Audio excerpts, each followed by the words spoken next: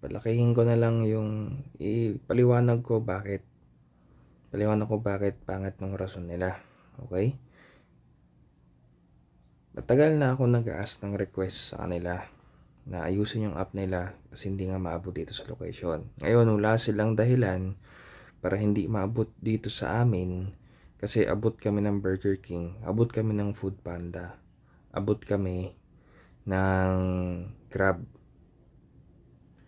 Ngayon, kung ang reason nila, which is understandable naman bakit sila naglalagay ng exclusives sa app nila, is para gamitin yung app nila. Tulad ng ginagawa ni Burger King, tulad ng ginagawa ni McDo. Pero kung hindi naman pala abot ng app nyo, ng app ng KFC at ng website nila, yung ibang places, bakit ka pa maglalagay ng exclusive sa app na hindi naman pala ma-take advantage ng lahat ng locations yung convenience of delivery? Okay?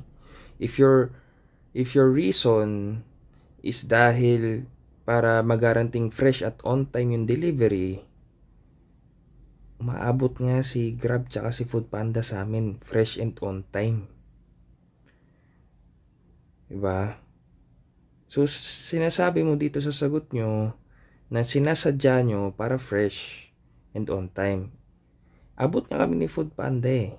Ang rason, kaya ako naiirita, kasi naglagay kayo ng exclusive item sa app nyo, din sabi nyo sinasadya nyo, kasi para fresh and on time.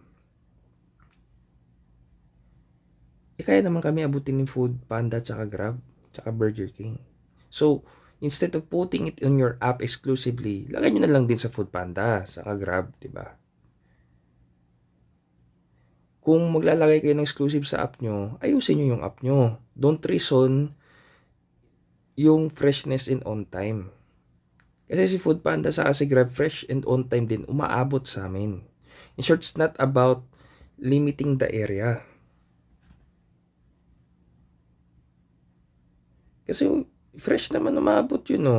Same distance sa stores nyo. Oh, high quality naman, mainit pa nga eh, bagong luto eh, on time pa. Tapos i-reason nyo yan lang? Hindi reason yun oy, same distance yung tinatagbo ni Food Panda sa Grab. Mas malayo pa nga distance ni Burger King, naabot kami.